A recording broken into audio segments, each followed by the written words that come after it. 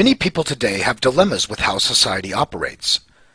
They grasp the fact that something is wrong, although they might not understand the roots of what is truly causing the problem. This is because it is often hard to see something that is the opposite of the environment in which we are raised and conditioned. In some cases, individuals latch onto the political system in a grave hope of trying to bring about a better system. The question we must ask is, what is this system? What are these people contributing to and enabling? The answer? Statism. The definition of statism from Merriam-Webster: concentration of economic controls and planning in the hands of a highly centralized government, often extending to government ownership of industry. Statism is a political philosophy describing political movements which support the use of the state to achieve goals. Hence, statism is political ownership and control, and the belief that the government can achieve goals it deems necessary. I personally can't remember a time when someone came up to me and said, "Mike, damn homeless people," or "I want unsafe neighborhoods," or "I want unclean facilities," or "I want to have rampant drug use and addiction." I'm not sure if this is empirically tested, but I think you would agree that most people want to help the homeless, cure the sick, feed the starving, make sure the old are taken care of, create peace, and breed more prosperity.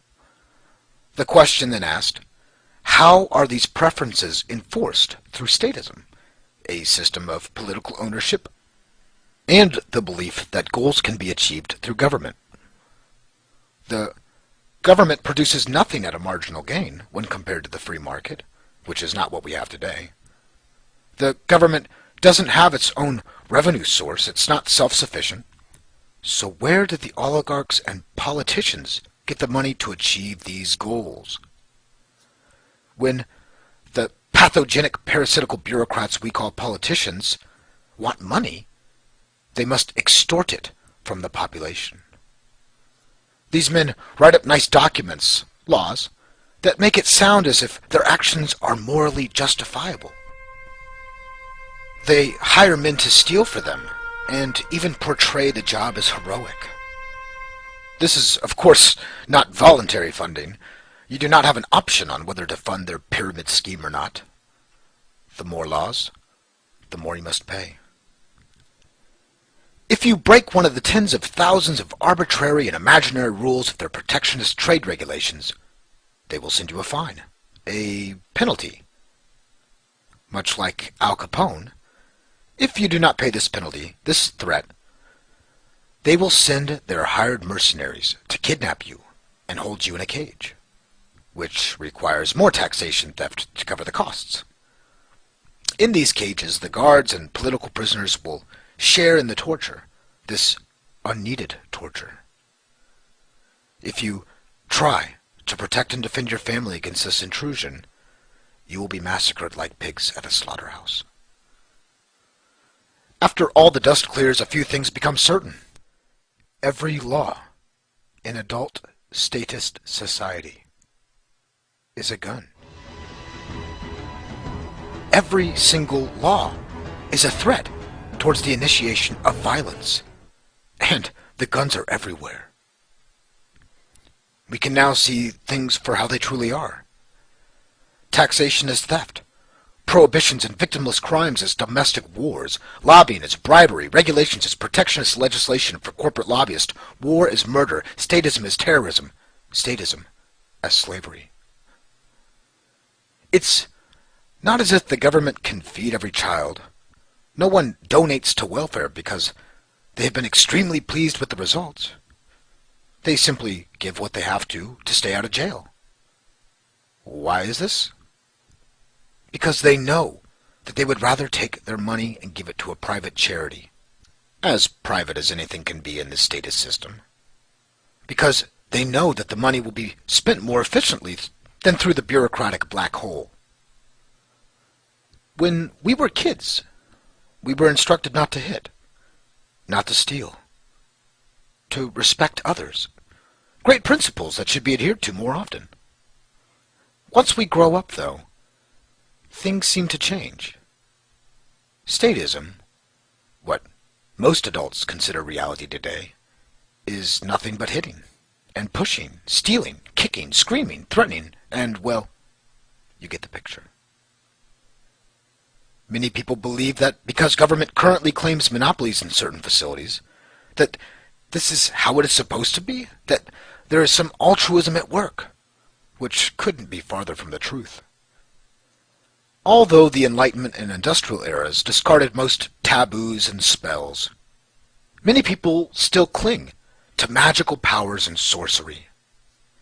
They believe that if enough people can wish something true, that it becomes true, that politician pen strokes have magical abilities that rise above other pens and pencils. Who are these people that still cling to this voodoo? They're not all wizards, witches, and magicians. Unfortunately, many of them are politicians, oligarchs, bureaucrats, kings, congressmen, senators, presidents, and voters. They believe that just to call something the Social Security Act is to actually give people social security. They believe that writing up a document can end starvation, that creating laws can end homelessness or stop hard drug abuse, that pieces of parchment paper can stop oligarchs or protect the unborn.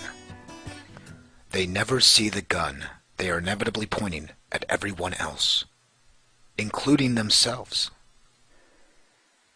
If you don't want to fund abortion clinics, you go to jail. If you don't want to arrest peaceful people for the wrong type of vegetation in their pocket, they arrest you. If you don't want to fund torture, they throw you in a cage. If you don't want to fund needless and inhumane, murderous wars overseas, you go to prison. Are you beginning to see the ranch you were born into? A ranch where a majority of your peers believe in government alchemy to relieve their narcissist withdrawals. The thing is, there is no magic. Politicians don't have magic pen strokes. They don't have magic wands.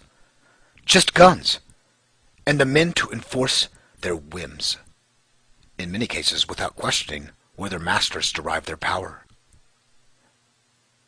There is no difference between statism and a bully. They both have the same means and the same goal. They both use coercion to get what they want for themselves. The non-aggression principle dictates that people should have the right to do whatever they want, as long as they don't infringe on the rights of others. Where there is no victim, there is no crime. Statism is nothing but the infringement of others who simply disagree.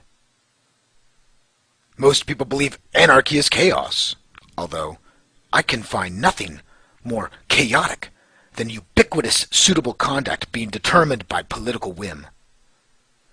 If I took away your right to determine what you eat every day, you would soon be asking for your food anarchy back. Oh, I know. It sounds scary. How dare we trust people to satisfy their own taste buds as they want? As you can see, this is simply silly. Individuals calling for anarchy have the same aims as those who support statism, that is, they want peace and prosperity. The difference? They simply want to control their own lives, rather than dump their responsibilities on the violent and tyrannous political system. Statism is a dilapidated system we inherited from cavemen. Quickly, think back to chain slavery just 170 years ago. It's not as if slavery could be reformed. Can you imagine yourself pushing for less slavery back then? Of course not. You would call for its total abolishment. Statism is slavery, and statism must be completely abolished. Once you see the system for what it is, there is no way a virtuous person can ever go back.